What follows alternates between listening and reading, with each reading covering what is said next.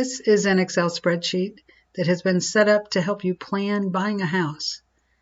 And the way that this works, it looks empty, but it's actually got all these algebra formulas already encoded in here.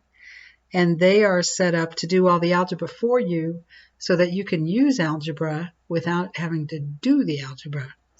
You just have to know how to think algebraically, which is a lot more fun than doing algebra. So here, say you're going to buy a house. So put in here the amount of money you're going to have to borrow to buy the house that you want. So you'll hopefully have some down payment and you're going to borrow the rest. So let's say you're going to borrow $300,000. So you put that in there. Your annual interest rate, say they offer you 6.6, which is about what it is right now. And loan period in years. Usually that would be, it could be a 10-year loan, 15, 20, or 30. So let's put in 30 to start, and this allows you to play around with what kind of loan do you want to get. So 12 payments a year because you're going to pay monthly. The start date, let's say you're going to start today. And see, now it's just all filled in because it's doing the algebra using those numbers. See, if you click in a cell, there will be equations. You click in a cell and you can see the formula that's in that cell up here. And the formulas are pulling the numbers out of what you just entered to figure the principal, the interest, the cumulative interest, which means how much have you paid so far, etc. So once you fill that in, we've got optional extra payments, which we'll look at after we've played around with this a bit. So over here, it tells you your scheduled payment, that's your monthly payment for this loan, is going to be $1,915.98. Now, since you're borrowing money, the bank will add to that your insurance and your taxes. So your monthly payment will actually be a little bit more than that. But this is how much you'll be paying on your loan. It's 360 payments because you're borrowing for 30 years.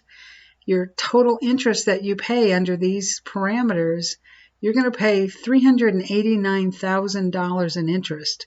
You're going to pay more than twice for that house. The total amount you're going to pay before you own it, $689,000. Now, you can play around with this to say, even though I can afford that monthly payment, that's a lot of extra money to pay. And you don't notice it like in real time because the only way you think about money is, can I make my monthly bills? But this matters over time, how much money you're going to have 30 years from now. So play around with this a bit, like the different parameters. Like what if you took out a 15-year loan instead of a 30-year loan?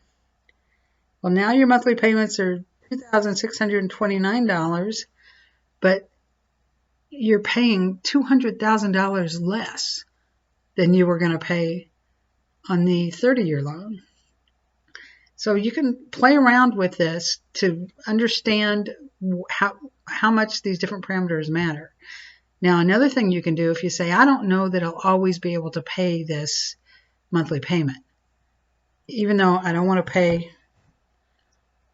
$689,000 on a $300,000 loan, you have the option of making extra payments.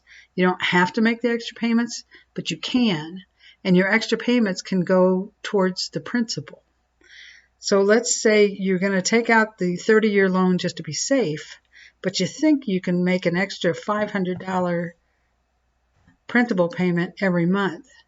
You see what that does? Your scheduled payment that you have to pay stays the same, but now you're only paying $402,000 overall.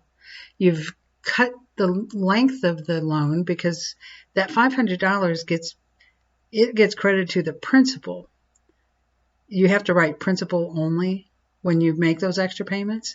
But by taking it off the principal, it reduces the amount of interest, and it's the interest that makes the house so much more expensive. So here I put where you can keep track of and compare different scenarios. So let's say in the first scenario, let's say you take this out and you don't pay any extra. You're going to do the 30-year loan. You know you're good with a $1,900 monthly payment, but this makes your first amount, your total amount you're paying, $689,751. And we'll forget about the cents. Let's say we plan on doing a $500 extra principal payment, because you don't have to, but if you do, so that way you're a little bit safer. Now your total amount is $402,355. And here's what you have saved. I'm going to format that to be money. You have saved $287,000 by doing it that way. Now, I just added a feature here of, I put in a formula to see if you made that $500 extra payment and you were able to make it every time. You have this paid off in 210 months instead of 360 months. So you have saved 12 and a half years of making payments. So you finished paying for this house 12 and a half years early. So it's kind of like you took out the shorter loan, you're getting it paid off, you saved $287,000, same as if you took a shorter loan, but this way you're safe if something happened and you couldn't make that $2,400 a month payment. You don't have to. There's no penalty because you're only signed up for the $1,915 payment. But with this spreadsheet, you can play around with different scenarios and see how changing one of the parameters, how much it matters to you.